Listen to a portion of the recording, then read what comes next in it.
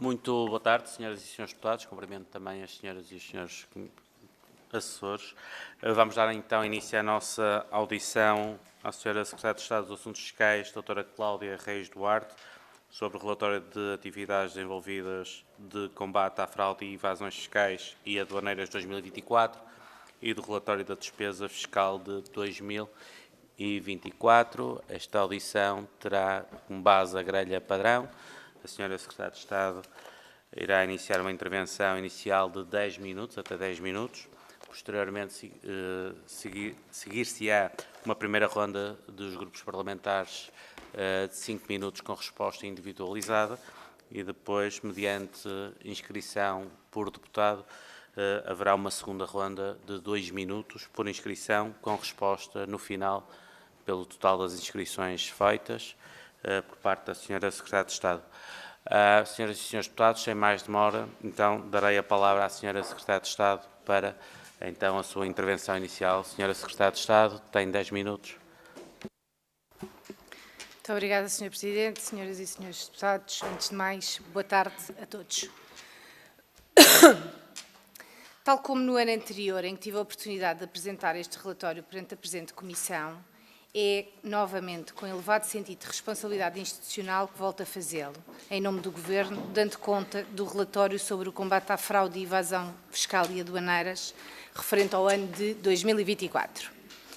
O combate à fraude e à evasão fiscais constitui um objetivo estratégico essencial de qualquer Governo e de qualquer administração fiscal incumbida da execução das políticas públicas nesta área. Esta é, por isso, uma prioridade do Governo, não apenas por razões económicas e orçamentais, naturalmente porque a fraude compromete gravemente a receita e a sustentabilidade dos recursos públicos, mas, sobretudo, por razões éticas, uma vez que está diretamente ligada à aplicação dos princípios da equidade e da justiça tributária. Vivemos tempos de grandes desafios e de exigências crescentes para as administrações fiscais e aduaneiras. Os fenómenos do incumprimento, da fraude e evasão fiscal são profundamente nocivos, ameaçando a coesão e a justiça social, a equidade fiscal e a sustentabilidade das nossas finanças públicas, como referi há pouco. São práticas que penalizam, sobretudo, os contribuintes cumpridores, com a deslocação da carga tributária dos contribuintes incumpridores para os que cumprem voluntariamente as suas obrigações e que, por isso, distorcem o funcionamento do mercado e minam a confiança nas instituições e no Estado de Direito. Tendo presente o atual contexto de globalização da economia, intensificado pela digitalização e pela crescente mobilidade de pessoas e de capitais, torna-se essencial o recurso a novas tecnologias e novas fontes de informação. A Autoridade Tributária e Aduaneira tem sido, aliás, reconhecida como um exemplo de boas práticas a nível europeu e internacional neste domínio. Feito este enquadramento, cumpre destacar a importância da cooperação internacional e da troca de informações entre administrações fiscais, que permitem uma gestão mais eficaz e mais atempada dos dados disponíveis. Esta cooperação entre administrações é cada vez mais um fator decisivo para uma detecção mais precoce e mais célere de situações de incumprimento, reforçando o combate à fraude, à evasão fiscal e à economia informal e promovendo uma maior transparência no sistema fiscal.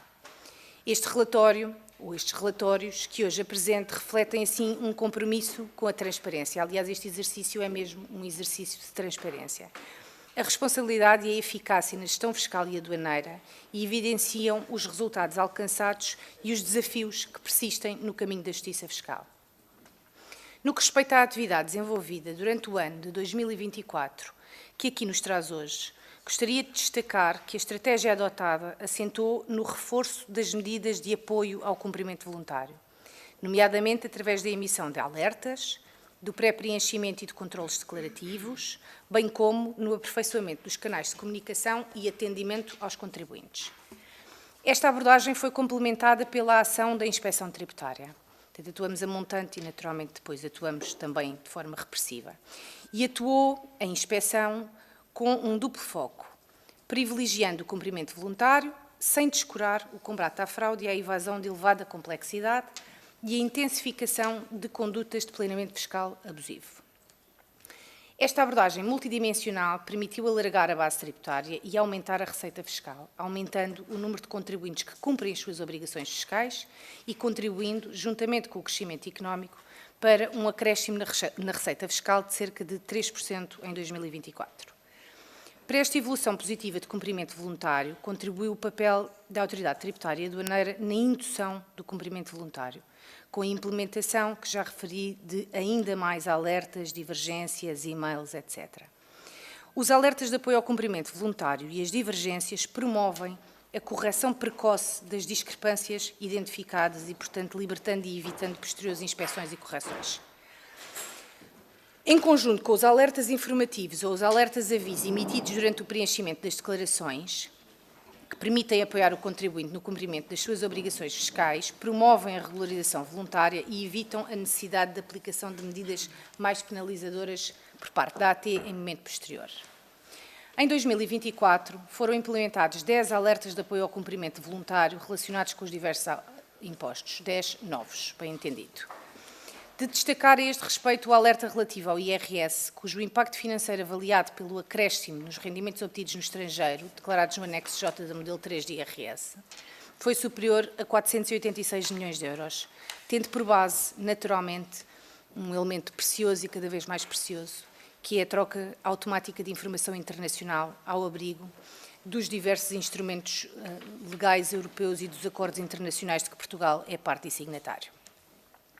Para além dos alertas de apoio ao cumprimento voluntário em sede de IRS relativos aos rendimentos obtidos no estrangeiro, a Autoridade Tributária e Aduaneira implementou uma abordagem mais assertiva na emissão de divergências, com base na informação obtida também por troca automática internacional. Estas medidas permitiram identificar 4.989, perto de 5.000 contribuintes, e resultaram no acréscimo de rendimentos declarados, portanto, trouxeram para o sistema, de forma voluntária, rendimentos no valor de 89 milhões de euros. No âmbito dos alertas fiscais emitidos pela Autoridade Tributária e Aduaneira, foram ainda identificadas outras situações relevantes em sede de IRC e de IVA. Relativamente ao IRC, destaco os alertas que tiveram por destinatário contribuintes que alienaram imóveis com indício de omissão de declaração de mais-valias. No que respeita ao IVA, os alertas abrangeram, nomeadamente, operações de aquisições intracomunitárias e serviços de construção civil, também com impacto financeiro e depois correções de valor superior a 1 milhão de euros. A par desta atuação, e estamos a falar de indução ao apoio e ao cumprimento voluntário, este relatório dá igualmente nota de indicadores relevantes na atuação posterior de pendor corretivo. Nesta vertente, a Inspeção Tributária e Aduaneira, nos últimos anos, tem vindo a orientar a sua atuação para a detecção de situações de evasão fiscal de maior complexidade, procurando uma intervenção mais célere entendida como mais próxima da ocorrência dos factos, com o objetivo de promover a identificação e a correção de situações irregulares, bem como aumentar, junto dos contribuintes, a percepção do risco de detecção por parte dos incumpridores, visando também por esta via induzir um maior e um melhor cumprimento voluntário. No plano inspectivo, o valor das correções apuradas pela Inspeção Tributária resulta, em parte, de correções efetuadas às bases tributáveis declaradas e que no ano de 2024 ascenderam a 1.350 milhões de euros, mais ou menos. Em 2024, a Inspeção Tributária promoveu correções que deram origem a imposto em falta no valor de mais de 1.000 milhões de euros, 1.040 para ser mais precisa, verificando-se um acréscimo de cerca de 41% relativamente aos valores apurados em 2023. A evolução do valor destas correções, no âmbito dos procedimentos inspectivos, está relacionada não só com crescente aposta em ações de maior complexidade direcionadas para o planeamento fiscal, como a dinamização dos instrumentos de troca de informação internacional, que já falei, e uma clara utilização da derrogação do sigilo bancário, que permitem, em conjunto, detectar irregularidades e esquemas de evasão e fraude fiscal de maior materialidade, mas também de maior complexidade e de maior sofisticação nos esquemas de evasão e fraude fiscal. Neste âmbito, permitam-me realçar os procedimentos realizados pela área de inspeção da UGC, a Unidade dos Grandes Contribuintes, na sequência dos quais foram identificadas correções, incluindo regularizações voluntárias, que ascenderam a mais de 600 milhões de euros de imposto potencialmente em falta. Assinala ainda o papel do sistema do e-fatura no combate à economia informal. Continua a desempenhar um papel muitíssimo relevante nesta área. Registrou em 2024 mais de 6,5 mil milhões de documentos comunicados. Novamente representa um aumento face ao ano anterior. E este aumento foi reforçado pela utilização do código de barras bidimensional, que a maioria de nós conhece como QR Code, e pela leitura através da aplicação móvel, que permite um acréscimo de documentos comunicados. Esta medida constitui uma medida fundamental no combate à fraude, à evasão fiscal e à economia informal. Registro, igualmente, a relevante missão desempenhada pela AT no controle da fronteira externa. A AT é o garante do controle da fronteira externa da União e, portanto, não posso deixar de destacar esta muito importante missão da autoridade tributária na proteção da sociedade, garantindo a segurança dos cidadãos e na salvaguarda dos interesses económicos de Portugal e da União. Controla todo o fluxo de entradas. No domínio dos recursos humanos, e também queria deixar aqui uma palavra, o relatório evidencia a importância do reforço e do rejuvenescimento dos quadros da AT. Em 2024, pela primeira vez em muitos anos, houve um ligeiro aumento no total de efetivos, entendido como a diferença entre os novos funcionários que entraram e aqueles que saíram por reforma. Em 2024 foi ainda dada continuidade a esta aposta de consolidação do capital humano da Autoridade Tributária Aduaneira, visando o aumento da capacidade técnica e o desenvolvimento de competências dos seus funcionários com ainda mais formação. Destaco o empenho e a dedicação dos funcionários da AT, cuja entrega diária merece o nosso reconhecimento aqui público. Para a obtenção dos resultados expressos neste relatório foi, não tenho dúvidas, fundamental o empenho dos profissionais que diariamente contribuem para o apoio aos contribuintes, para a promoção do cumprimento voluntário e, com isto, para a aproximação entre a administração tributária e os contribuintes, mas também, especificamente, para o combate à fraude e à evasão fiscal e aduaneiras. Senhoras e senhores deputados, e termino, Sr. Presidente, agradecendo a complacência. O combate à fraude e à evasão fiscal e aduaneira é uma tarefa coletiva que exige o envolvimento de todos, do Estado, das empresas, dos cidadãos. Só assim, juntos, poderemos construir uma sociedade mais justa, mais segura e mais próspera. Permanecemos empenhados em garantir uma administração tributária moderna, transparente e próxima dos cidadãos, ao serviço do interesse público. Muito obrigada. Muito obrigado, Sra. Secretária de Estado. Passamos então à nossa primeira ronda com o Grupo Parlamentar do PSD. O Sr. Deputado Ricardo Carlos tem 5 minutos. Nós questionamos essa situação junto dos serviços. A informação que tivemos foi que, sendo a grelha para este tipo de tema, que manteríamos a grelha padrão com a precedência do maior partido. Muito obrigado, Sr. Presidente, Senhoras e Senhores Deputados, Sra. Secretária de Estado. Gostaria de começar por saudar a apresentação dos dois relatórios que nos são trazidos, o relatório de Despesa Fiscal 2024 e o relatório sobre o combate à fraude e evasão fiscais e aduaneiras de 2024. São documentos densos, rigorosos, e fundamentais para compreendermos o funcionamento da política fiscal em Portugal, tanto na sua dimensão de incentivo económico e social, como na vertente de controlo e justiça tributária. O relatório de despesa fiscal mostra-nos que, em 2024, o Estado português concedeu 20,4 mil milhões em benefícios fiscais, o que representa 7,2% do PIB. Questiono se considera este valor exagerado. No nosso entender, este valor reflete o compromisso do Estado com políticas que promovem o investimento, que promovem a competitividade, o apoio às famílias, que promovem a inovação e o compromisso para com os jovens portugueses. Portugal está efetivamente mais dinâmico e mais credível, como aliás foi possível comprovar ainda nos últimos dias com a subida do rating da dívida portuguesa. Por outro lado, o relatório sobre o combate à fraude e evasão fiscais revela uma AT cada vez mais robusta e digitalizada. Em 2024 foram realizados milhares de inspeções, de ações inspectivas, aliás, com correções superiores a 1,3 mil milhões, o que é, diria, um ótimo sinal, mas questiono se está dentro daquilo que era a expectativa do Governo. A AT Tem também reforçado a sua capacidade humana e técnica, aliás, como a Sra. Secretária de Estado ainda há pouco disse, com mais de 10 mil trabalhadores em funções. É naturalmente um investimento também em formação, em cooperação internacional, tendo em conta a fronteira e a modernização tecnológica. Relativamente à despesa fiscal, as taxas preferenciais explicam 73% da despesa fiscal e no IVA representam praticamente tudo daquilo que é a despesa em sede do imposto. No IRS pesam naturalmente as isenções do IRS jovem e da deficiência. O IRS jovem demonstra bem aquilo que é o esforço financeiro que o país e este Governo estão a fazer no futuro, e nomeadamente, em particular, pelos jovens portugueses. No IRC, o CIFID e a capitalização, no imposto de selo, crescem isenções ligadas a transmissões gratuitas de imóveis e seguros de vida. Na habitação, os benefícios via IMT Jovem ganham também, naturalmente, peso. E tudo isto, em conjunto, contribui para que as empresas tenham mais incentivos a crescer e a investir, a investigar e a desenvolver, e faz com que os jovens tenham mais condições para desenvolver a sua vida no seu país, em Portugal. A digitalização, e são disso exemplo o e-balcão, a e-fatura, os QR Code que também falou, e também a possibilidade de colocar diretamente na aplicação, através do QR Code, as faturas, aproximou a AT do contribuinte e reduziu custos de contexto. É também claro que o combate à fraude, fraude esta que é cada vez mais sofisticada, exige cada vez mais pessoas, dados e tecnologia.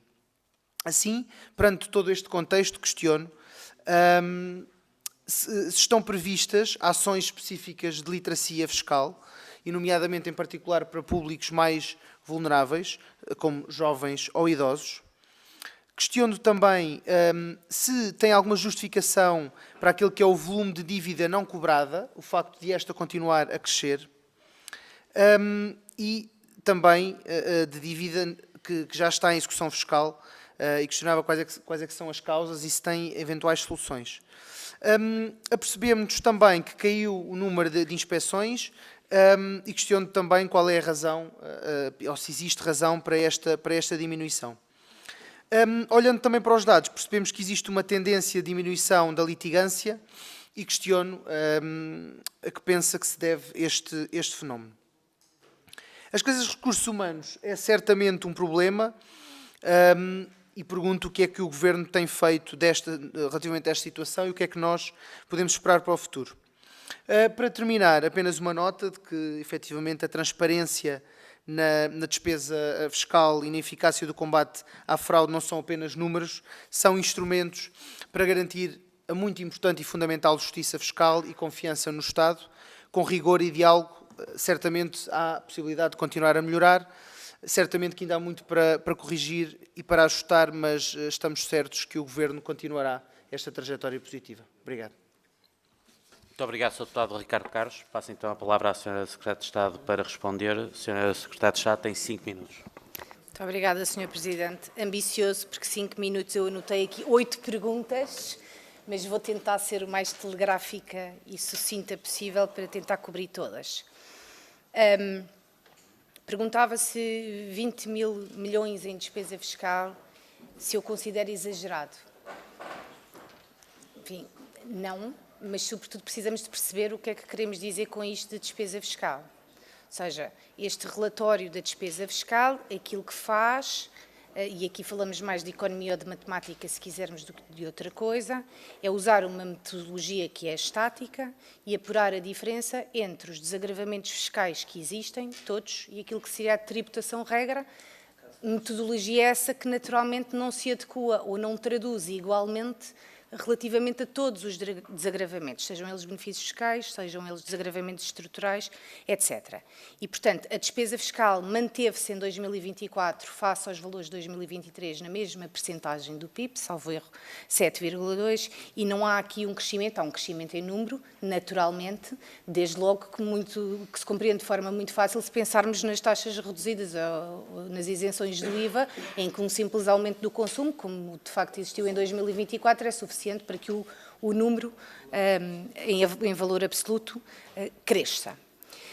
Depois, Falava-me nas inspeções e se estas inspeções estão de acordo com aquilo que são as expectativas do Governo.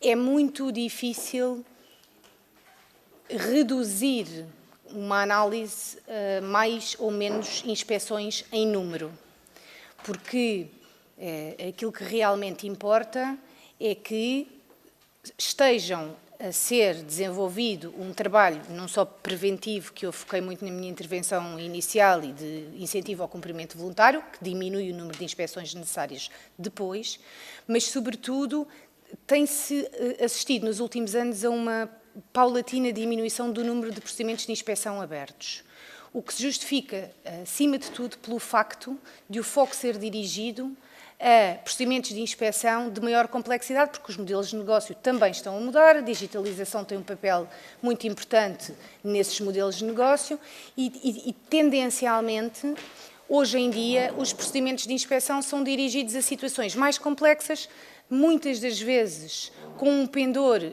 internacional ou interjurisdicional, se quisermos, que implicam troca de informações com outras autoridades estrangeiras e que demoram, por isso, mais tempo. Para além de este advento da digitalização, se assim lhe podemos chamar, também faz com que a análise de dados seja hoje muitíssimo diferente daquela que era há 10 ou 15 anos atrás, em que se analisavam papéis. Hoje em dia analisam-se dados e essas perícias também são não só mais técnicas, mais complexas e muitas vezes também mais demoradas. Portanto, há menos procedimentos de inspeção e esta tendência vem-se verificando já há alguns anos. Não obstante, há mais correções e mais imposto detectado em falta. Despesa fiscal, falava nas taxas preferenciais que ocupam uma parte muito significativa da despesa fiscal. Sim, e é normal que assim seja. Ou seja, no nosso ordenamento, como em muitos outros, as taxas de IVA representam uma fatia muitíssimo considerável daquela que é a despesa fiscal, por aquilo que lhe comentava inicialmente. A metodologia é uma metodologia estática e avalia quanto é que foi o IVA cobrado e quanto é que seria na ausência da isenção ou da redução da taxa. E, portanto, havendo várias, a pergunta, mais do que isso, e se calhar também a pergunta ou é exagerado ou não é exagerado, estamos um bocadinho no mesmo âmbito, é de saber se as políticas públicas fiscais e os desagravamentos implementados têm ou não impacto, porque todas estas reduções e os benefícios fiscais são exceções à regra. Aquilo que se faz é, na maior parte dos casos, em nome de um valor extra fiscal, pretende-se, com o benefício, induzir a determinados comportamentos e, por isso, o que é muito relevante aqui é que depois haja um estudo de impacto e de saber se esses benefícios estão ou não estão a induzir os comportamentos que se pretendem e a ter o resultado que a política pretendia alcançar. Perguntou ainda sobre ações de literacia fiscal. A administração tributária tem vários protocolos com diversas entidades, nomeadamente com o Ministério da Educação, para promover este tipo de ações. Como também tem alguns protocolos e trabalha com o Ministério dos Negócios Estrangeiros para ações junto da diáspora, por exemplo. Estou a dar-lhe alguns exemplos. Há muitos, há mais do que aqueles provavelmente que são conhecidos ou públicos. Haverá também espaço de melhoria neste caminho. O volume da dívida não cobrada, e acho que é a última que me dão aqui margem para lhe responder. Há um volume de dívida por cobrar, sobretudo a dívida declarada em falhas, ou seja, aquela que é comumente considerada como incobrável, muito grande, e que tem vindo a subir também nos últimos anos, fruto, sobretudo, de um entendimento jurisprudencial, que, segundo o qual a prescrição se torna quase inalcançável e, portanto, como não prescrevem as dívidas, mantêm-se como dívida incobrável. E as próximas, se tiver tempo na próxima ronda, lá irei. Muito obrigada. Muito obrigado. Muito obrigado, Sr. Secretário de Estado. Passo agora, então, ao Grupo Parlamentar do Partido Chega. O Sr. Deputado Eduardo Teixeira tem 5 minutos. Muito obrigado, Sr. Presidente.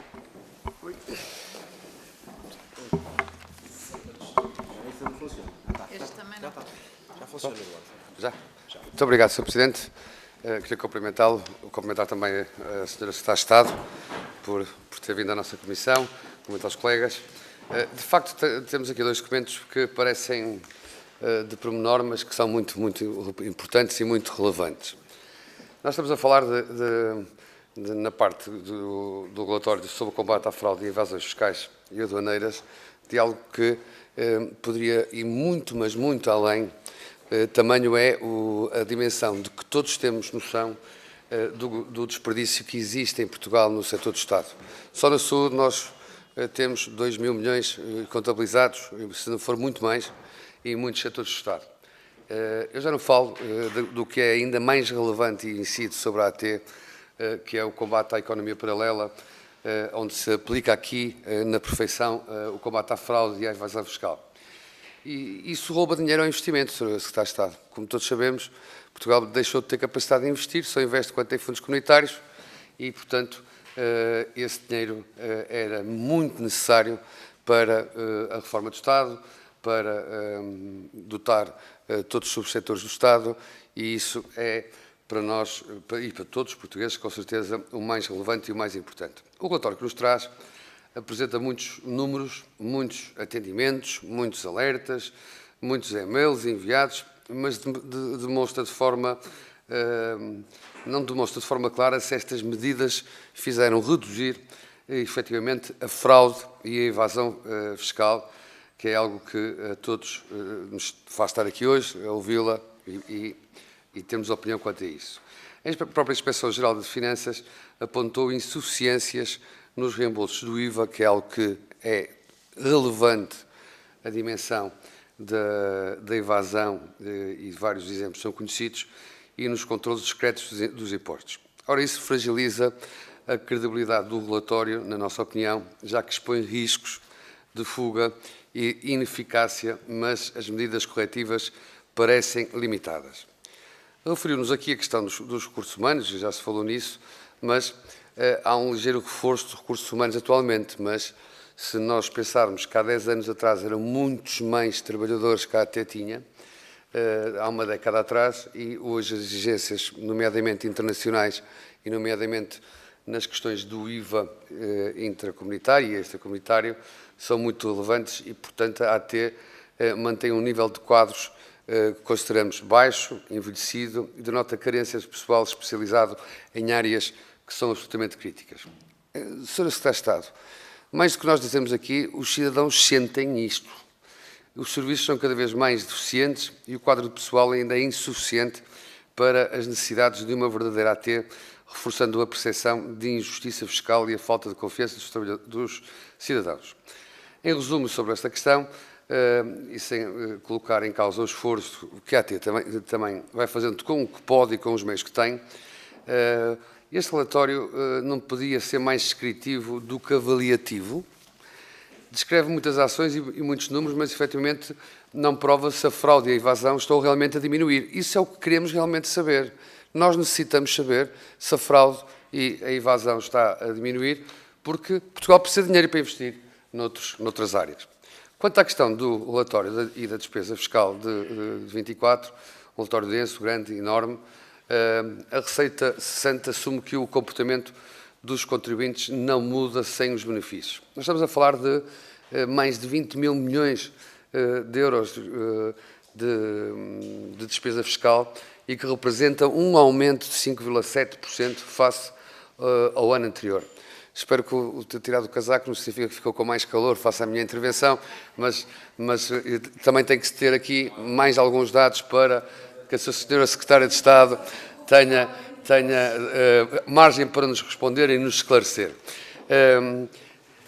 Numa análise aprofundada ao custo-benefício de cada medida, as despesas fiscais podem ser pouco eficientes. Temos de ter noção disso. E a criação do OUTAS não nos dá aqui dado nenhum. Sabemos que iniciou em setembro e, portanto, temos 4 meses, mas não temos nada quanto a isto. Isto é muito importante por causa do PRR e por causa dos benefícios do PRR. E apenas se refere a 3 impostos, ao IVA, ao IRC e ao IRS. Gostaria de considerar-se também que a despesa fiscal atingiu um valor muito expressivo em termos de finanças públicas, cerca de 7,2% do PIB. Se, por um lado, não temos quase nada quanto ao combate, ou muito pouco, do outro lado, temos uma carga sempre excessiva e crescente sobre os cidadãos. E as perguntas que lhe deixo de forma muito sucinta apresenta números, os 156 benefícios fiscais que não puderam ser quantificados, acho que nos devia dizer quais são.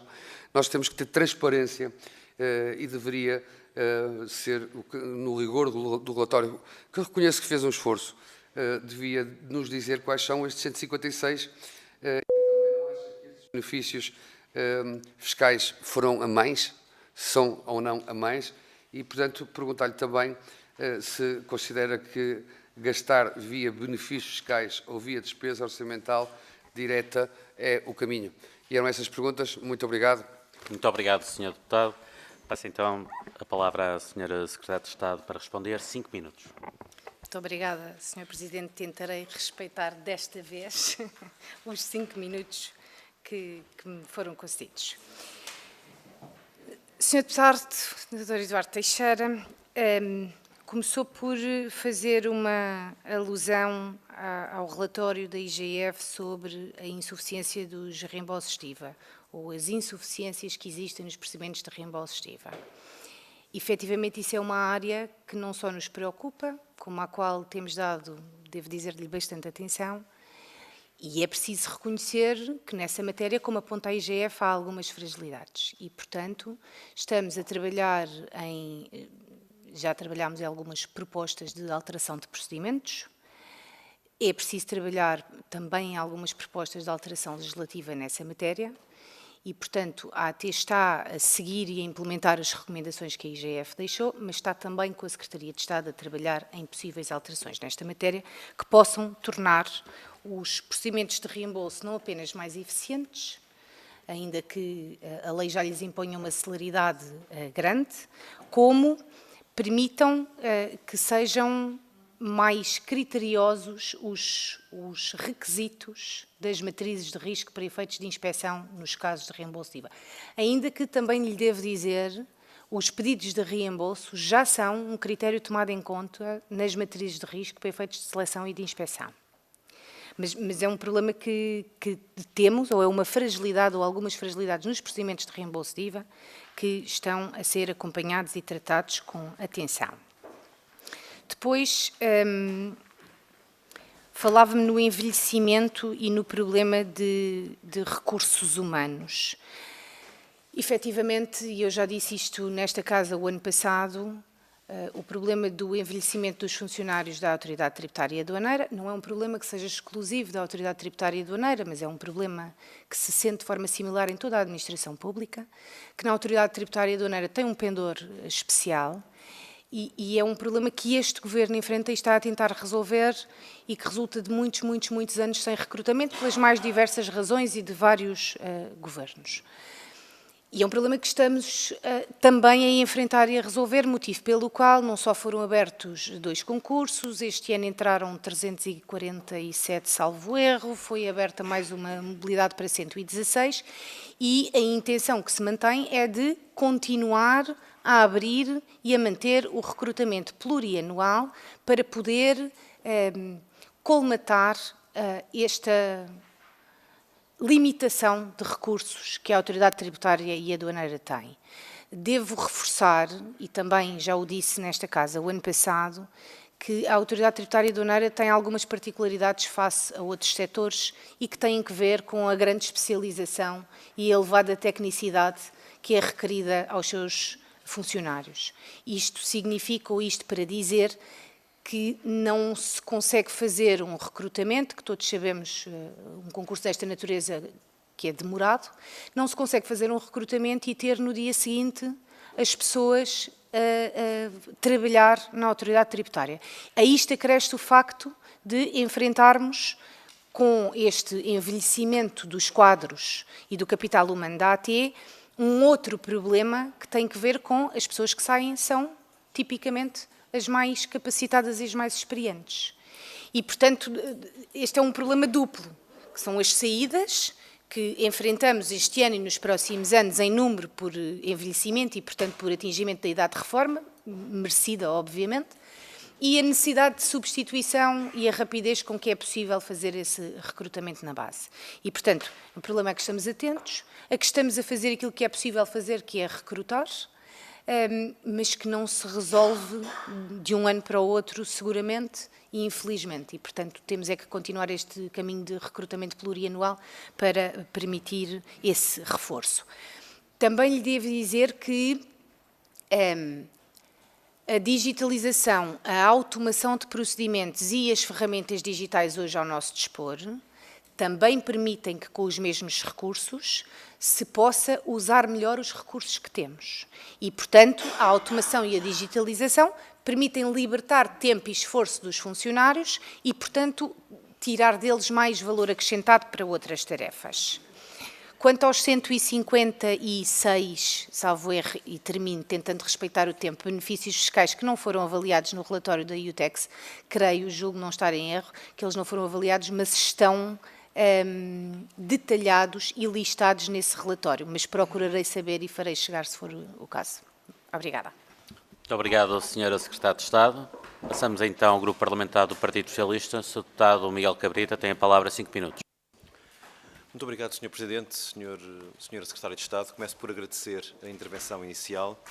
O combate à fraude e à evasão, creio que estamos todos de acordo, é da maior importância, são uma prática ilícita, muitas vezes estão associadas ou escondem ou facilitam outras ilicitudes, quando não mesmo dimensões criminais do foro económico ou financeiro ou outros, mas em geral, e como também referiu, o cumprimento de regras é essencial porque permite uma transparência e equidade, todos, empresas, instituições particulares, joguem com as mesmas regras, o que reforça também o sentido de justiça e de coesão nas nossas sociedades.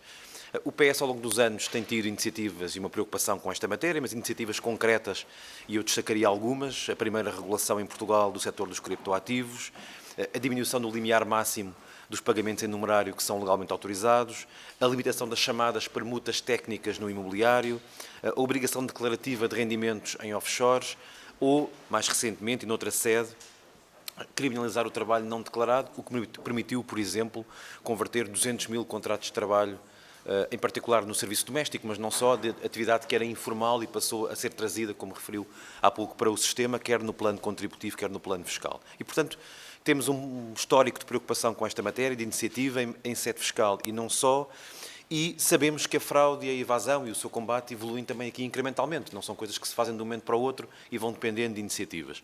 E, portanto, são importantes não apenas medidas em concreto, eu gostaria de ouvir sobre algumas medidas que o Governo esteja a tomar ou pensar tomar também nesta matéria, mas pensando em desenvolvimentos e em sinais concretos que damos à nossa sociedade, é muito importante também aqueles que transmitimos de haver ou não tolerância em relação a estas práticas ou, pelo contrário, procurar construir instrumentos de combate a práticas que configuram ou podem potenciar fuga ou evasão fiscal. E, portanto, eu gostaria de lhe deixar duas perguntas de atualidade e uma nota de preocupação que tocam, aliás, em particular uma delas, em questões que referiu. Bem, em primeiro lugar, no que diz respeito aos reembolsos do IVA. Estão diagnosticadas as dificuldades que a AT tem tido no controle dos reembolsos de IVA individuais.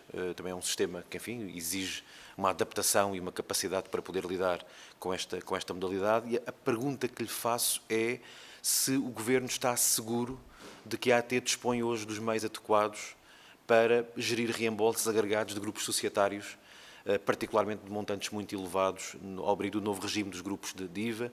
A pergunta é se não há aqui um risco acrescido, tendo em conta até o quadro que descreveu, de envelhecimento do pessoal da AT. Portanto, uma pergunta sobre se o Governo entende que esta dimensão, até porque grupos societários têm normalmente a capacidade para ter um tipo de atuação e de manuseamento, se quisermos, destas questões diferente dos particulares, se não há aqui um risco acrescido de, caso a AT não consiga ter estes meios, de potenciação de mecanismos de fraude ou de evasão.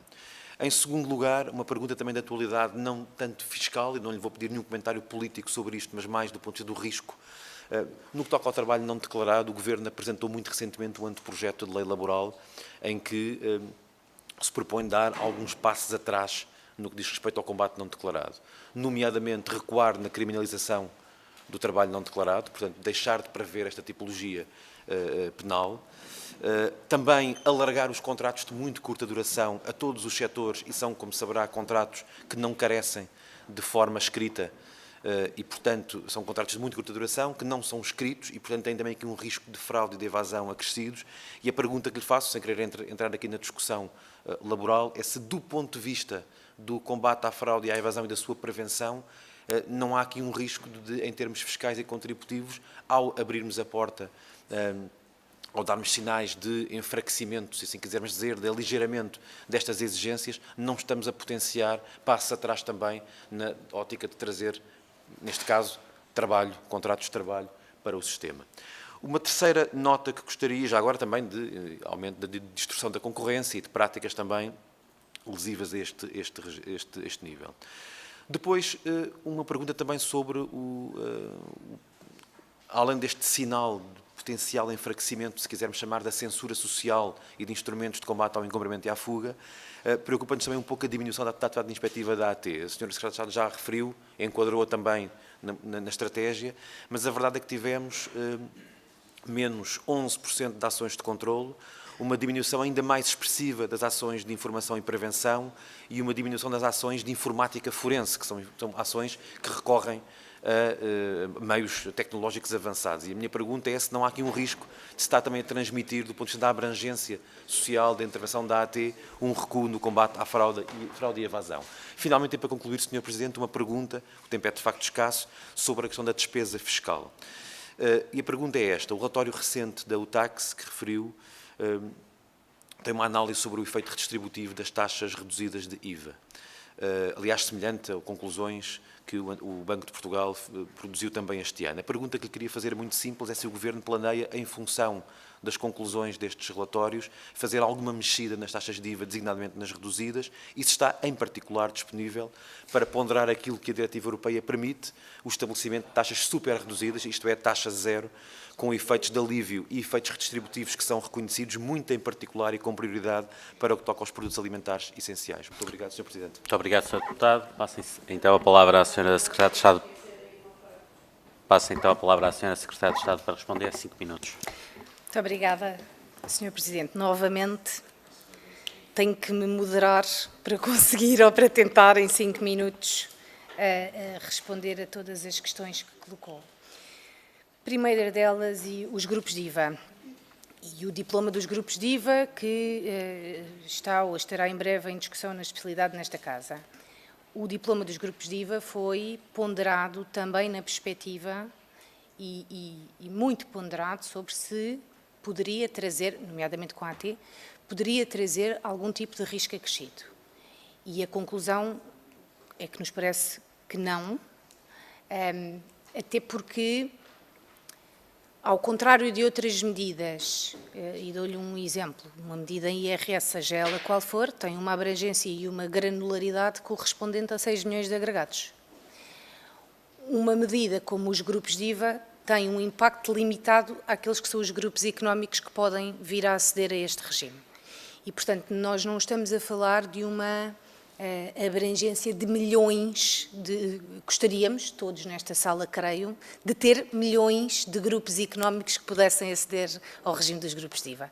Mas não é o caso e, portanto, isso também foi ponderado. Sendo certo que não tem nenhum risco acrescido, porque, na verdade, aquilo que estamos a falar nos grupos de IVA é uma consolidação de saldos, ou seja, todas as individuais continuam a ter que apresentar as suas declarações de IVA e o risco é exatamente o mesmo do que já existia nas muitas individuais. E, portanto, aqui trata-se apenas de mais uma declaração de IVA que consolida os saldos e, portanto, nessa medida, confesso-lhe que estou bastante descansada. Não me parece que traga um risco acrescido de fraude nesta matéria. Depois falava-me das medidas da lei laboral. Efetivamente não vou fazer nenhum comentário político sobre a bondade dessas medidas, em que eu acredito também lhe devo dizer. E se descriminalizar a comunicação, não sei, mas acho que é em 24 horas, ou coisa que o valha que a lei diz hoje, da comunicação de um contrato de trabalho doméstico. Pareceu-me que era disso que estava a falar e que se não for comunicado em 24 horas ou em 48, não sei, não lhe sei dizer exatamente e, enfim, perdoe-me aqui a minha imprecisão que laboral não é efetivamente a minha área de atuação. Mas, se a descriminalização vai trazer mais fraude, honestamente eu acho que não. Ou seja, estamos a falar de planos diferentes. A discussão sobre a bondade da medida ou a posição política sobre as medidas do pacote laboral é uma outra questão, de que não tratamos aqui hoje. Não me parece que as medidas que ali estão tragam riscos acrescidos de fraude em matéria fiscal. Depois falou também na diminuição do número de ações de inspeção. Reitero um bocadinho aquilo que disse, não sei se na resposta à primeira pergunta, ou perguntas, grupo de perguntas, mas o número não tem necessariamente que ver com a maior ou menor detecção da fraude. E, portanto, há uma aposta muito grande que eu acho que se deve manter de forma genuína no combate a montante e na prevenção e ajuda a mais cumprimento voluntário, sobretudo porque o incentivo ao cumprimento voluntário e a ajuda ao contribuinte no cumprimento voluntário, seja ele porque está melhor informado e, portanto, cumpre melhor, seja porque tem alertas ou divergências que o fazem imediatamente detectar que está em incumprimento e, portanto, cumpre voluntariamente antes de chegarmos à fase de inspeção, faz reduzir muitíssimo aquilo que é a irregularidade menor, mais pequena. A administração tributária tem cada vez mais fontes de informação. E esse cruzamento de todas as fontes de informação que tem à sua disposição permite o pré-preenchimento e permite todas estas coisas. E, portanto, como a inspeção está cada vez mais vocacionada para as irregularidades, fraudes, atuações criminosas de maior complexidade, são menos o número de procedimentos e, portanto, pareceu-me que a sua pergunta era mais se eu achava que estávamos em risco de colapso quanto aos nossos... Não. Francamente, não. Aliás, muito longe e tenho bastante confiança no trabalho da Autoridade Tributária. Taxas de IVA. Não sei se apanhei exatamente a pergunta que me estava a fazer, mas pareceu-me que estava a perguntar a minha opinião sobre um cabaz alimentar com taxas mais baixas. Pronto. Os efeitos redistributivos da taxa e aquilo que quer o relatório da IUTEX, quer muita literatura internacional demonstram, é que o IVA, dependendo daquilo de que estivermos a falar, pode ter um efeito bastante regressivo, porque é igual para quem tem poucos rendimentos e para quem tem muitos rendimentos. E, portanto, o benefício é idêntico para mais ou menos rendimentos e, nessa medida, é regressivo. E, portanto... Quanto à sua pergunta, não sei se consigo adiantar-lhe muito mais. E peço novamente desculpa por ter excedido o tempo. Não há qualquer problema. Senhora Secretária de Estado, agradeço a resposta. Vamos então passar ao Grupo Parlamentar da Iniciativa Liberal. Sr. Deputado Mário Amorim Lopes, tem a palavra, 5 minutos. Muito obrigado, Sr. Presidente, Srs. Deputados, Sra. Secretária de Estado dos Assuntos Fiscais. Eu começo com uma questão que levantei hoje de manhã, na audição à Provedora da Justiça. Peço desculpa aqui aos senhores deputados que já ouviram esta intervenção, mas vou ter de a repetir, porque eu creio que a senhora Provedora foi um pouco evasiva na resposta e, portanto, gostaria de inquirir diretamente, enquanto Secretária de Estado dos Assuntos Fiscais. Tem que ver com queixas que temos recebido de fora, mas de dentro também da Autoridade Tributária, sobre o comportamento da mesma nas contestações que às vezes são apresentadas. Nós sabemos que a Autoridade Tributária é uma máquina voraz, aliás, é uma máquina voraz desde que um nosso colega, Sr. Deputado, passou pelos assuntos fiscais, de facto modernizou-a e tornou-a numa máquina muito eficiente, mas depois, quando existe uma contestação, porque muitas vezes existem, porque todos cometemos erros, enfim, somos humanos e às vezes a Autoridade Tributária engana-se, a capacidade que um cidadão e um contribuinte têm para contestar isso está altamente limitada pela capacidade de litigância ou de ameaça de litigância da Autoridade Tributária. E isso é inaceitável. É inaceitável que a Autoridade Tributária use a força do Estado, o peso da mão do Estado para, de certa forma, condicionar, coibir uma resposta ou uma contestação por parte dos contribuintes. Nós temos ouvido esta reclamação e eu creio que eu percebo que está numa situação delicada e que também não pode comprometer a Autoridade Tributária, mas eu creio que seria útil para todos nós, seria do interesse público, seria sobretudo do interesse público nós podermos dirimir esta questão e perceber se de facto isto está a acontecer ou são apenas rumores, pessoas mal intencionadas que andam a inventar histórias, creio que não terá sido o caso. E se assim alguma coisa vai ter de mudar, porque os fins não podem justificar todos os meios. Certamente que os fins, em muitos casos, são dignos, por exemplo, a questão da evasão fiscal, sem dúvida alguma, mas não podem justificar todos os meios. E uma litigância, uma ameaça de litigância, sabendo depois o cidadão, o contribuinte, que tem de ir contestar para um tribunal administrativo e, enfim, o processo arrastar-se durante muito tempo, e pode nem ter sequer os recursos ou a capacidade para o fazer, sendo que a autoridade tributária tem o Estado do seu lado e, portanto, tem um acesso a fundos ilimitados, isso não nos parece minimamente razoável. Portanto, essa era a primeira questão, logo a abrir, para que tenha tempo para poder responder. Depois, já foi aqui aludido também a questão do relatório da UTAX.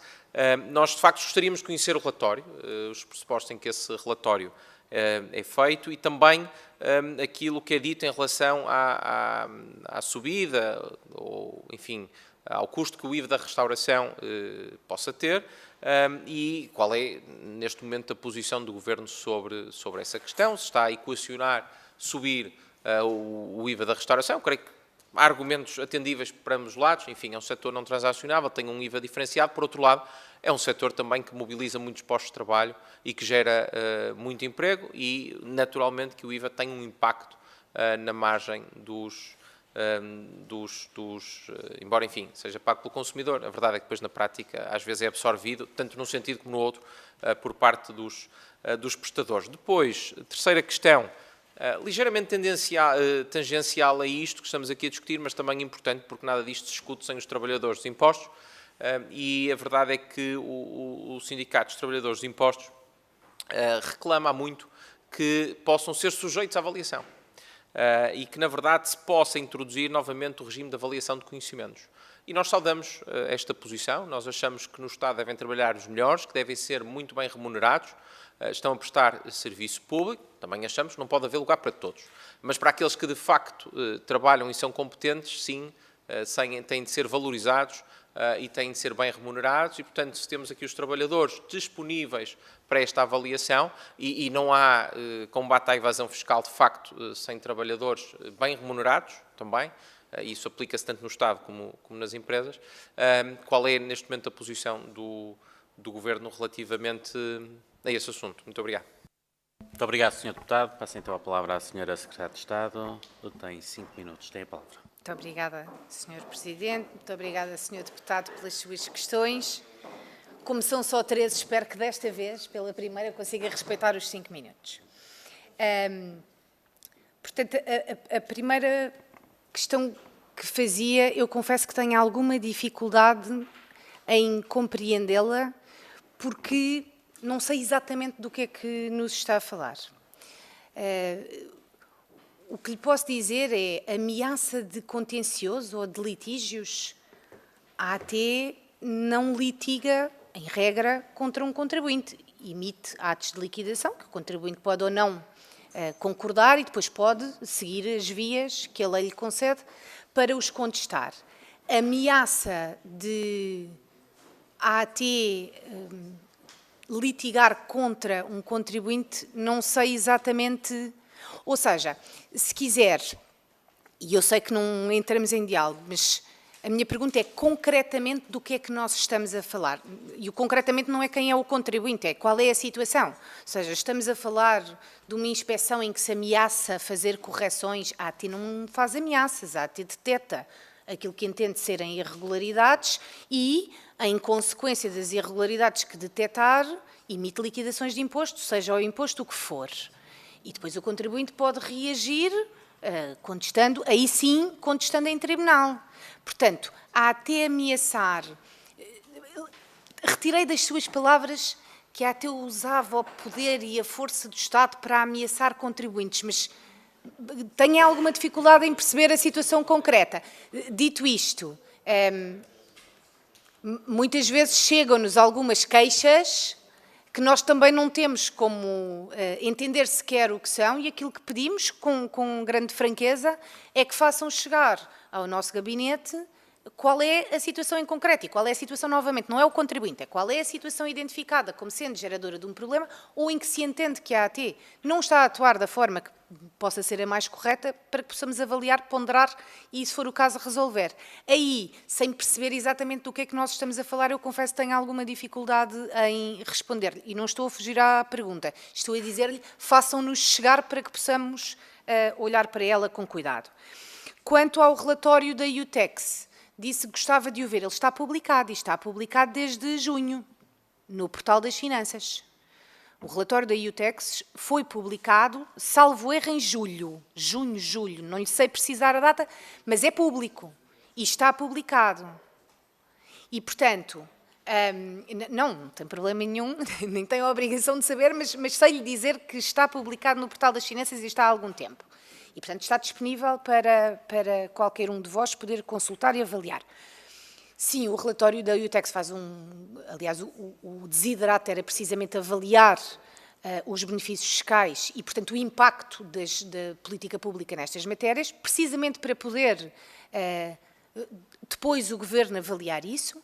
Um dos benefícios fiscais que avalia, e o mandato, porque isto tem que ver com o cumprimento de um dos marcos do PRR, o mandato era avaliar os benefícios fiscais e, em relação àqueles que forem avaliados, propor, eventualmente, eliminar, manter ou alterar em que sentido e com que fundamentos. E, relativamente ao IVA da restauração, faz uma análise em que a conclusão que retira é que é altamente regressivo, e que é altamente regressivo porque beneficia, sobretudo, os contribuintes com maiores rendimentos e os não residentes, os turistas. E, portanto, a pergunta que a própria UTEX se faz, e depois socorre-se de alguma bibliografia internacional, é se faz sentido um benefício fiscal que tem um custo de cerca de 1.000 milhões de euros, se não me falha a memória, se está a cumprir o objetivo, e o objetivo da redução do IVA, do que me lembra a data, era, e foi feito numa altura em que o setor da restauração estava numa situação bastante complicada por causa da pandemia. E, portanto, era assegurar os postos de trabalho, era assegurar tudo isso. E aquilo que a UTEX, no fundo, faz é dizer, ou perguntar-se, mas isto ainda faz sentido hoje. O relatório da UTEX, no seu todo, não só nesta medida, está agora a ser objeto de ponderação pelo Governo, para depois, enfim, acolher ou não as recomendações que deles constam conforme for o resultado dessa ponderação. Depois, dizia que o sindicato reclama a avaliação dos funcionários da AT. Os funcionários da AT já são avaliados, segundo o regime do CIADAP, e mais que isso, um CIADAP adaptado, segundo sei, à autoridade tributária. Não perderam pontos nenhuns. Portanto, há um CIADAP adaptado onde os funcionários já são avaliados. Ou seja, não sei exatamente qual é essa reclamação, porque essa avaliação existe, e essa avaliação é também quanto aos conhecimentos. Muito obrigada. Muito obrigado, Sra. Secretária de Estado. Passamos então ao Grupo Parlamentar do CDS-PP. Sr. Deputado Paulo Núncio, 5 minutos, tem a palavra. Muito obrigado, Sr. Presidente. Cumprimento as restantes bancadas. Cumprimentava também a Sra. Secretária de Estado, agradecer a sua presença. Em primeiro lugar, penso que este relatório é o primeiro relatório da sua inteira responsabilidade. Penso que apresentou o relatório do ano passado, mas tinha a ver com um ano em que não tinha exercido funções como Secretário de Estado de Assuntos Fiscais. Este é o primeiro relatório que abrange a sua atividade enquanto Secretário de Estado de Assuntos Fiscais e queria lhe dar, em primeiro lugar, parabéns pelos resultados alcançados. Penso que são bons resultados em várias áreas de combate à fraude e esse é sempre um elemento muito relevante na análise deste tipo de relatórios. É um relatório muito útil, não só para fazer a análise do que foi o ano em causa, mas também para perspectivar questões e orientações futuras e eu gostaria de lá chegar. Desde logo, a primeira pergunta que lhe fazia tem a ver com os resultados relevantes de 2024. Página 27, há um número que destoa de todos os outros, a receita de IRS desce 5%, e eu queria confirmar com a Sra. Secretária de Estado que esta redução da receita de IRS de 5% diz respeito à redução das taxas de IRS e não a uma qualquer falha no combate à fraude e à evasão fiscal. E isto é importante dizer até para os nossos amigos deputados da Iniciativa Liberal, que a receita de IRS está realmente a reduzir-se porque o Estado está a cobrar menos impostos às famílias. E estes dados estão aqui bem identificados, sendo que também é importante dizer, nas contas nacionais que foram publicadas pelo INE, a carga fiscal em 2024 também se reduziu. A segunda ordem de questões tem a ver com a fatura. Como já foi dito, foi criada em 2013, há 12 anos, parece que foi ontem, mas já tem 12 anos, e continua, na minha perspectiva, a mostrar ser um sistema eficiente no combate à informalidade. Lembro na altura, quando foi criado, que levantou grandes celeumas e reservas, designadamente por parte do Partido Socialista, mas hoje, de facto, mostra ser um sistema bastante eficiente. Ao fim de 12 anos, os documentos comunicados continuam a aumentar, mais 3,79%. Os documentos, as faturas comunicadas com o NIF, com o adquirente singular, aumentam 7% e há um aumento de quase 9% das bases tributáveis nos setores de atividade que dão o benefício de IRS, o que é sinal que, de facto, o sistema continua a produzir bons resultados. Gostava de lhe perguntar perspectivas de futuro do e-fatura. Já se falou do e-fatura 2.0, o e-fatura foi desenhado essencialmente para combater a fraude fiscal no IVA, mas tem potencial para ser utilizado no combate à fraude no IRS e no IRC. Gostava de ouvir um pouco também sobre essa matéria. Relativamente aos acordos prévios de preços de transferência, é sempre uma matéria que eu toco porque é uma matéria, para mim, de enorme relevância. É uma comparação em que Portugal não aparece muito bem colocado com outras administrações fiscais. Eu recordo que este tipo de acordos é uma prática normal na Europa, enfim, na OCDE em geral. Portugal continua a ter um número bastante reduzido deste tipo de acordos. Eu recordo que estes acordos são um win-win, são uma vantagem para a administração fiscal, mas também uma vantagem para o contribuinte que tem segurança jurídica quando celebra estes acordos com a administração fiscal. E reparei que em 2024 apenas 14 acordos estão em vigor e só 4 acordos bilaterais, ou seja, envolvendo 2 ou mais administrações. E por isso perguntar o que é possível fazer, designadamente em matéria legislativa, para podermos ter um número de acordos prévios para essa transferência mais amplo do que temos neste momento. Em termos de números de ação de inspeção, também gostaria de ouvir. Há uma redução do número de ações relativamente a 2023. As correções da matéria coletável também decrescem, mas há um aumento da correção de impostos e, por isso, efetivamente, o Estado cobrou mais impostos em função das inspeções do que o tinha feito em 2023.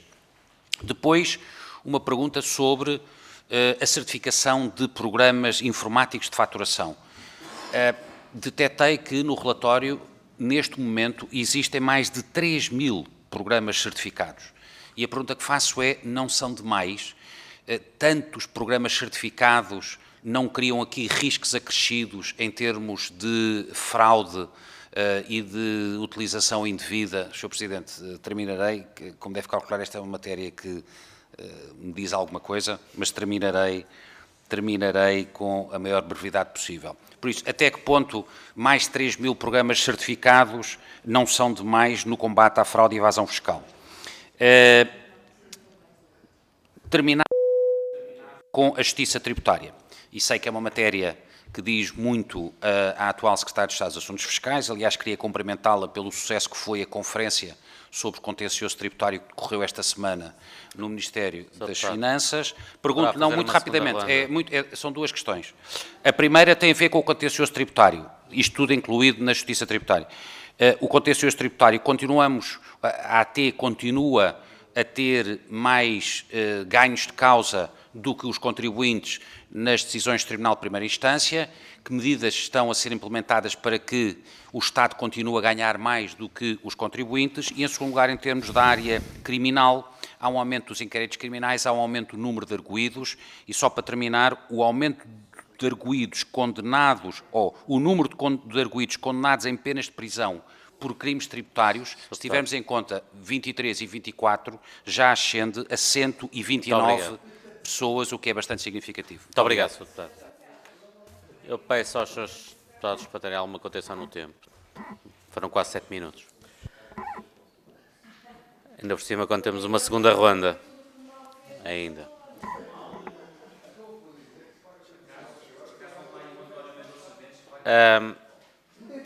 Pedi alguma ordem aqui na sala. Senhora Secretária de Estado, para responder, tem 5 minutos. Muito obrigada, Sr. Presidente. Vou tentar chegar a todas. A redução da receita do IRS, sim, naturalmente, tem uma relação direta e causal com a redução das taxas operada quer o ano passado, quer este ano, apesar de ter havido um crescimento significativo nos rendimentos declarados, o que significa que esta redução foi efetiva e teve uma tradução direta aqui. Quanto ao e-fatura e às perspectivas de futuro, o e-fatura, sabemos todos que o devemos em boa parte ao Sr. Deputado enquanto exercia estas funções, que teve um papel preponderante no e-fatura. O e-fatura, sim, vai conhecer, não sei se é uma versão 2.0, mas é seguramente uma reconfiguração importante, sobretudo por via da iniciativa que está a ser discutida na União Europeia do VIDA, o VAT in Digital Age, que tem um conjunto ambicioso de propostas, entre elas, ou a primeira delas, que haja faturação em tempo real e comunicada em tempo real entre todos os Estados-membros da União Europeia, e isso implicará que o nosso e-fatura tenha que ser adaptado a essa nova realidade. Não é amanhã, é salvo erro em 2030, mas 2030 também não está assim tão longe e, portanto, estão já a ser desenvolvidos trabalhos nesse sentido de adaptação. Acordos prévios de preços de transferência. Como disse bem, os acordos prévios de preços de transferência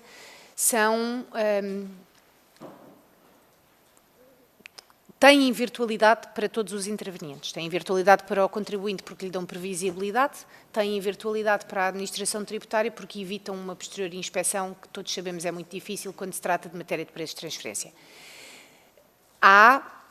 E eu estava aqui à procura do número, mas confesso que não consegui encontrá-lo, mas, salvo erro, há cerca de 30 acordos prévios de preços de transferência que estão a ser, neste momento, objeto de análise e que não são, infelizmente, mais céleres, porque os acordos prévios de preços de transferência implicam sempre a consulta e a ligação com as autoridades internacionais dos outros países envolvidos e, portanto, este é o motivo para que não sejam apreciados e decididos mais, mas se quiser, há um pipeline simpático e que nos coloca numa posição melhor daquela em que estamos hoje enquanto país. Falava também da redução do número de inspeções, mas em mais impostos, enfim, vou-me dispensar porque é um bocadinho aquilo que disse, quer na minha intervenção inicial, quer em resposta ao Sr. Deputado Miguel Cabrita. Certificação de programas de faturação, e se 2.000, os 2.000 e não sei quanto, 3.000 que referiu, são programas a mais. Eu acho que a resposta tem que ver, sobretudo, com o facto de haver contribuintes ou grupos de empresas que desenham o seu próprio programa de faturação. E, portanto, nós não estamos a falar de 3.000 programas ou softwares, e perdoem-me se estou aqui a cometer alguma imprecisão do ponto de vista do que é o digital, mas nós não estamos a falar de 3.000 programas de faturação que estão disponíveis para qualquer um poder adquirir no mercado a licença. Aquilo que estamos a falar é que há muitos grupos, sobretudo grupos internacionais, que têm os seus próprios programas de faturação e que, para os poderem usar, naturalmente eles têm que cumprir todos os requisitos legais e ser certificados, por isso mesmo, pela autoridade tributária e aduaneira, e, portanto, não lhe sei dizer se são demais e também não lhe sei dizer qual é, dentro dos 3.000, quantos é que têm as especificidades próprias e foram desenhados e certificados e quantos é que são livres e disponíveis para que qualquer contribuinte possa usar, mas antecipo que esta é a explicação para este número tão elevado. Justiça tributária. Sim, justiça tributária é um tema que me é particularmente caro, como sabe, e na justiça tributária aquilo que este relatório dá conta, naquilo que é mais a minha área, que tem que ver com o procedimento e com a atuação da autoridade tributária e aduaneira, mas que também dá conta naquilo que é depois a área da justiça e o contencioso judicial, propriamente dito, que há uma diminuição da litigância fiscal. E isso é muito bom para o país. Mas esta diminuição da litigância, que queremos continuar, não só a diminuí-la, mas sobretudo a melhorá-la. A litigância fiscal existirá sempre, porque haverá sempre dissídio entre os contribuintes e a autoridade tributária e aduaneira. O que queremos é menos, e isso já está a acontecer, por força de um conjunto de coisas, e melhor litigância, e, portanto, eliminar a litigância que seja dispensável, e é nesse sentido que a Comissão apresentou o seu relatório, que decorreu a conferência a que aludiu, e que serão agora ponderadas para efeito de alteração legislativa essas recomendações e os subsídios recolhidos durante os 2 dias da conferência. Obrigada. Muito obrigado, Sra. Secretária de Estado. Damos assim por finalizada esta primeira ronda. Passamos então à segunda ronda. Sr. Deputado Eduardo Teixeira, do Grupo Parlamentar do Chega, tem 2 minutos. Muito obrigado, Sr. Presidente. Agradecer à Sra. Secretária de Estado as respostas que me conseguiu e pôde dar, mas pedia-lhe mesmo então que me fizesse chegar os dados que disse que faria chegar. Era muito importante, não só para mim, mas para todos os membros da Comissão, e, portanto, gostava que Eduardo, depois da sua disponibilidade, de me dar os dados. O Sr. Deputado Paulo Núncio fez aqui uma apologia que hoje paga-se muito menos impostos. Eu acho que ele estava-se a referir ao tempo em que ele era Secretário de Estado e, portanto, estava aqui a ser simpático com o Sr. Secretário de Estado, que ele cobrava muito mais do que ele cobrava agora, mas na altura vivíamos no tempo da Troika. A razão da minha intervenção vem de uma forma muito simples. Nós tivemos a oportunidade de inquirir a Sra. Presidente do Tribunal de Contas por causa das contas do Estado, ainda que de 2023, e agora vamos para 2024, e falou-se nas várias recomendações que o Tribunal de Contas faz e que muitas delas são recomendações, não têm sido seguidas. Isso é o grande obstáculo à própria atividade do Tribunal. Eu gostava de saber qual era a sua opinião sobre isso, das recomendações que o Tribunal de Contas faz e que acabam por não ter relevância no dia-a-dia da atividade do Estado e também algo que penso que tutela, que é o IGF, as finanças locais. Também não têm sido feitas auditorias e estudos sobre as autarquias. Há muitos anos, algumas delas vários anos, vários mandatos, eu próprio sou autarca e nunca vi nenhuma, e já fui 8 anos autarca e nunca vi nenhuma. Se tem alguma opinião então quanto a isso, não tutelando do IGF, se tem alguma opinião quanto a isso, de o poder local não ser auditorado pelo Estado, e eu terminava a minha intervenção direitinho nos 2 minutos. Muito obrigado. Antes de passar ao Grupo Parlamentar do Partido Socialista, o Sr. Deputado Paulo Núncio pede a palavra para... É uma interpelação à mesa, Sr. Presidente. Tem a palavra. Se me permitir, eu vou ter que me ausentar, por isso é que não espero pelo fim da reunião. Perguntava só se a mesa tem conhecimento da entrega de documentos do Banco de Portugal relativamente à audição que temos amanhã com o Sr. Governador do Banco de Portugal. Se já chegou algum documento do Banco de Portugal ou se o Banco de Portugal ainda não enviou qualquer tipo de documento para... Até ao momento ainda não temos conhecimento. Ou seja, até o momento não chegou nenhum documento do Banco de Portugal que já foi requerido, foi requerido pela Comissão, certo? Nós não temos conhecimento que tenha chegado até ao momento qualquer tipo de documentação. Entretanto, estamos a confirmar os serviços. Se houver alguma alteração, darei nota à Comissão. Sr. Presidente, então, também quero dar conhecimento à Comissão que nós vamos entrar com um novo requerimento a pedir urgência na entrega dos documentos para que os documentos estejam presentes na Comissão antes do início da reunião da manhã, para que a reunião possa decorrer com conhecimento e com os documentos presentes. Muito bem, Sr. Deputado. Muito obrigado. Obrigado. Passamos então ao Grupo Parlamentar do Partido Socialista. O Sr. Deputado Miguel Cabrita, 2 minutos, tem a palavra. Muito obrigado, Sr. Presidente. Só para voltar aqui à questão dos efeitos redistributivos e às taxas reduzidas de IVA, e no relatório da UTAX em particular, e no que diz respeito às taxas reduzidas intermédias, nomeadamente de restauração, é admissível que possa haver efeitos regressivos no sentido que referiu, uma vez que quem consome mais são pessoas com rendimentos médios ou elevados ou até turistas, mas em qualquer caso, creio que é importante ter presente que a discussão deve ser apenas mais do que os efeitos diretos e o efeito estritamente fiscal, porque esse é também um setor muito criador de emprego e muitas vezes de pessoas com rendimentos baixos ou médios, muito disseminado no território, onde porventura é até dos maiores empregadores, e portanto há que ter em conta também o que é que mexer nas taxas produz de impactos sobre o emprego e, com isso, o que é que os efeitos indiretos podem aqui haver em termos de consumo, de emprego e, portanto, depois indiretamente também em termos fiscais de quebras de receita que podem existir a jusante.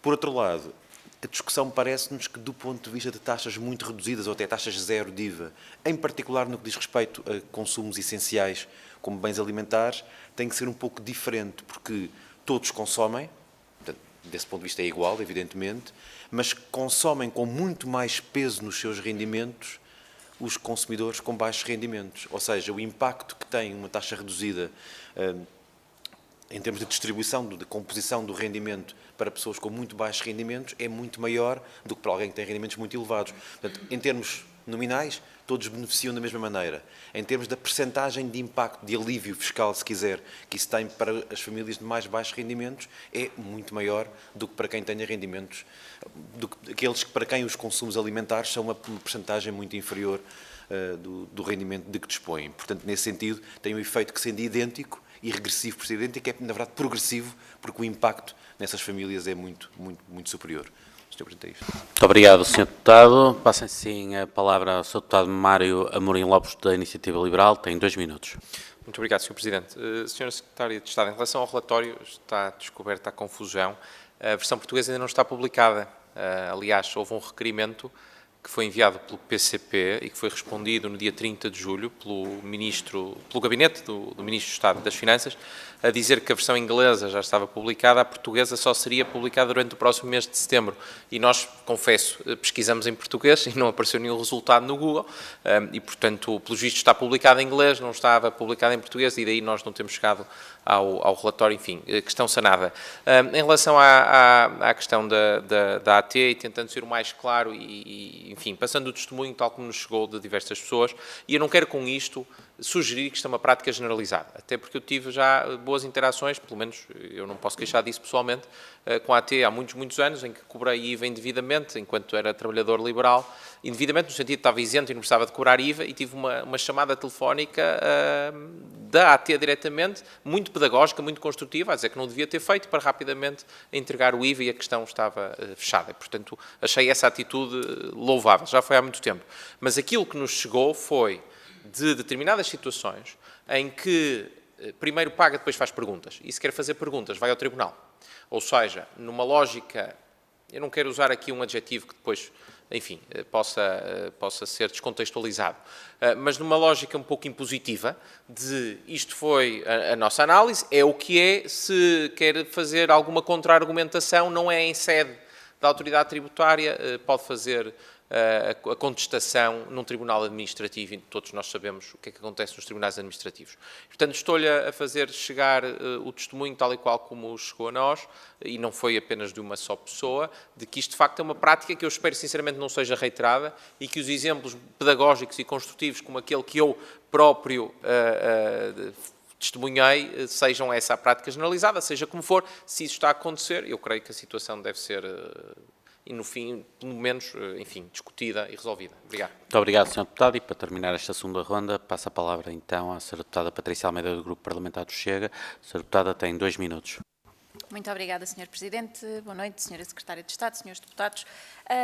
Gostaria de falar com a Sra. Secretária de Estado acerca da prescrição da dívida ao fisco, que aumentou consideravelmente de 2023 para 2024, sendo que em 2023 esta prescrição de dívida tinha sido de 26 milhões de euros e em 2024 foi de 290 milhões de euros, ou seja, mais 264 milhões de euros do que em 2023.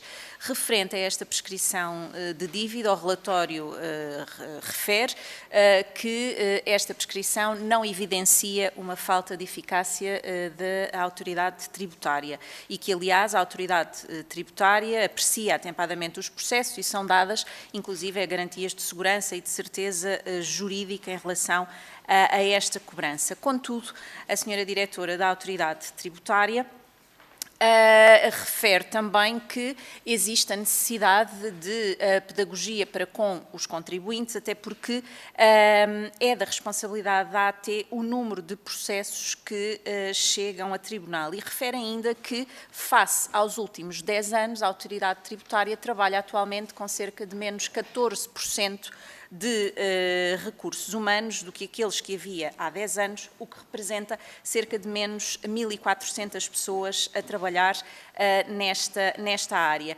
A senhora Secretária de Estado há pouco diz que temos que continuar com a política das novas contratações e automações do sistema, compreendemos, mas o que é verdade é que estas 1.400 pessoas, face inclusive às obrigações na esfera internacional que a AT tem de cumprir, não é de todo um desafio fácil. E perante isto, aquilo que eu perguntava à Sra. Secretária de Estado é como é que podemos garantir que a prescrição de dívida ao fisco perante o cenário que foi apresentado não continuará a aumentar.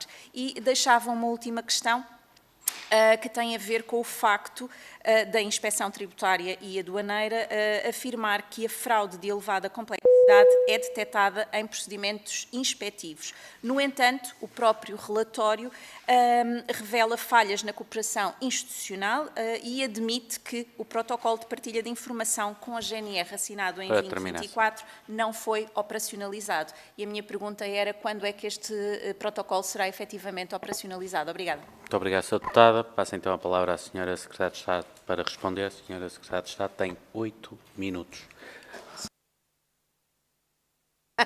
E, portanto, estava a ficar francamente preocupada. Muito obrigada pela tolerância. Então, vamos ver se eu não me perco. O Sr. Deputado Eduardo Teixeira falava aí nos benefícios fiscais não avaliados. Eu, entretanto, já tivemos aqui a oportunidade de ver e, em anexo ao relatório da despesa fiscal, está a lista dos benefícios fiscais que não foram avaliados, os 150 e poucos que... Como? Tem muitos que não estão indicados, que são os tais que eu referi na minha intervenção, que são 156. Não, eu creio que estão, mas em qualquer caso tomo a devida nota e se tiver informação adicional... Quantificados. Certo, mas se tiver a informação adicional a dizer... Se me pudesse passar, agradeço. Certo. Eu creio que o anexo 4 aquilo que faz é precisamente listar... Tem lá muita listagem, eu tenho aqui o relatório, mas não estão quantificados. Esses que não foram objeto de quantificação ou de avaliação, evitar sobretudo por nível de materialidade. Depois falava-me no acompanhamento da atividade do poder local. Enfim, saberá que a IGF não é tutelada pela Secretaria de Estado dos Assuntos Fiscais e, portanto, eu tenho alguma dificuldade aí. É pelo Ministério das Finanças, mas não pela Secretaria de Estado dos Assuntos Fiscais e, portanto, eu tenho alguma dificuldade aí em dar-lhe alguma resposta sobre essa matéria. Depois, falava-me o Sr. Deputado Miguel Cabrita sobre os efeitos diretos nas taxas. Repito, ou sobre os efeitos diretos e indiretos de mexidas em taxas de IVA. Dizia há pouco o Sr. Deputado Eduardo Teixeira, mas não acha que isto são benefícios fiscais a mais? Não acha que isto é uma panóplia demasiado grande? Não vou pronunciar-me sobre se é ou não, até porque, honestamente, aquilo que me parece, e repito, é que aquilo que é preciso nos desagravamentos fiscais, sejam benefícios fiscais ou institutos tecnicamente de outra natureza, é haver uma avaliação de impacto e perceber se os fins para os quais aquele benefício ou aquela redução foram criados estão ou não a ser atingidos ou o comportamento que se pretendia induzir com aquela exceção à tributação, regra está a não a ser alcançado. Quanto ao IVA da restauração, ele está a ser ponderado e está a ser ponderado nas suas diversas vertentes, aquilo que diz a UTEX, e naturalmente nunca haverá uma ponderação que não tenha em conta todos os eventuais efeitos. E, portanto, não há neste momento nenhuma decisão sobre essa matéria, está em ponderação, até porque, como não podia deixar de estar, como está tudo o resto que consta do relatório produzido pela UTEX. O Sr. Deputado Mário Amiro Lopes, agora percebeu um bocadinho melhor a pergunta que fez na primeira ronda. Segundo julgo perceber, as queixas, novamente, tenho algumas dificuldades com queixas não concretizadas, só podem ter que ver com atendimentos presenciais e com aquilo que alguém a um balcão disse a um contribuinte. Porquê? Porque todo o procedimento tributário é um procedimento balizado, aliás, a autoridade tributária aduaneira, diferentemente dos cidadãos, obedece ao princípio da legalidade. Só pode fazer aquilo que a lei lhe permite. E o procedimento é um procedimento standardizado e balizado pela lei. Não se praticam atos tributários sem serem devidamente fundamentados, sem serem devidamente notificados e todos os atos tributários, sejam quais forem as razões na sua origem, não só essas razões têm que ser comunicadas, porque a lei assim obriga, sob pena de o ato ser inválido, como, para além disso, são comunicados os meios e formas que os contribuintes têm para, contra esse ato, reagir. E, portanto, que algum funcionário em algum serviço de finanças possa dizer de uma forma um bocadinho prosaica, não vale a pena falar comigo, porque o senhor tem a liquidação emitida, agora tem que... não interessa o que me venha dizer, que isto pode acontecer, pode, que tecnicamente esta não é seguramente a forma, mas este é o resultado, um ato administrativo, aqui um ato tributário praticado, tem que ser contestado pelas vias e pelas formas que a lei prevê que o seja. Ou seja, alguém que, no exemplo que dava, se em vez de uma atuação preventiva e a montante, que foi o que aconteceu, tendente ao cumprimento voluntário de que aqui falei tanto, se em vez disso tivessem feito uma inspeção e tivessem liquidado esse IVA, não era o caso, porque no caso era IVA ao contrário, mas se tivessem liquidado IVA, não lhe restaria nenhuma outra opção a não ser usar os meios procedimentais ou processuais adequados a contestar. Portanto, não adianta, e isto não é a posição da administração tributária, isto é a lei. Ou seja, é preciso ir com o ato de liquidação e reagir contra ele pelas formas e meios que a lei prevê. Dito isto, as formas e meios que a lei prevê não são só ir para tribunal. Ou seja, de qualquer ato, em regra administrativo, mas tributário em particular, é possível reagir ainda junto da autoridade tributária aduaneira, reclamando, deduzindo recurso hierárquico. Estes são os meios graciosos a montante da fase judicial. E, portanto, e há atos, pelas mais diversas razões, que podem não estar corretos. E que, numa fase graciosa, em reclamação graciosa junto à autoridade tributária e aduaneira, sem necessidade de advogado, sem necessidade de pagar custas e sem necessidade, sobretudo, de ir para tribunal, podem ser revertidos, e muitos são. Aliás, este relatório dá nota da quantidade de reclamações graciosas que são deferidas a favor dos contribuintes, por atos que não são bem praticados. Portanto, se há ameaças, como lhe chama, a montante disso, então nós provavelmente estamos a falar de atuações patológicas de determinados funcionários. Porque um funcionário da AT não pode dizer a alguém, ou o senhor vem cá fazer não sei o quê, ou então nós vamos lhe cair em cima. Isto não existe. Isto não existe.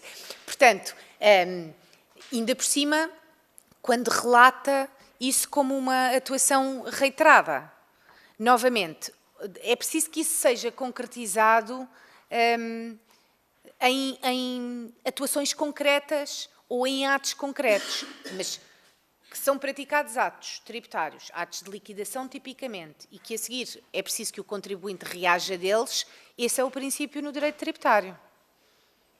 E, portanto, não há aí nenhum desvio, se quiser, àquilo que as próprias regras prevêem. Naturalmente, aquilo que se pretende, também com esta reforma do contencioso tributário que está em curso, é diminuir a litigância e, sobretudo, não só resolver numa fase a montante, numa fase de cumprimento voluntário e evitar os atos, como levando o contribuinte, se for o caso, a cumprir voluntariamente, e isto é o que acontece hoje muito e que leva à diminuição da necessidade de procedimentos de inspeção, como, e para além disso, pretende-se que também na fase graciosa do procedimento, ou seja, antes de entrar em tribunal, sempre e quando o contribuinte lhe seja reconhecida a razão, terminamos aí, portanto não há fase judicial. E isto acontece. Aliás, a percentagem de reclamações graciosas deferidas a favor dos contribuintes é muito elevada. E este relatório dá precisamente nota disso. Falava-me a senhora deputada em prescrição e porquê deste aumento do valor da prescrição e pareceu-me querer associar o volume da dívida prescrita a menos funcionários.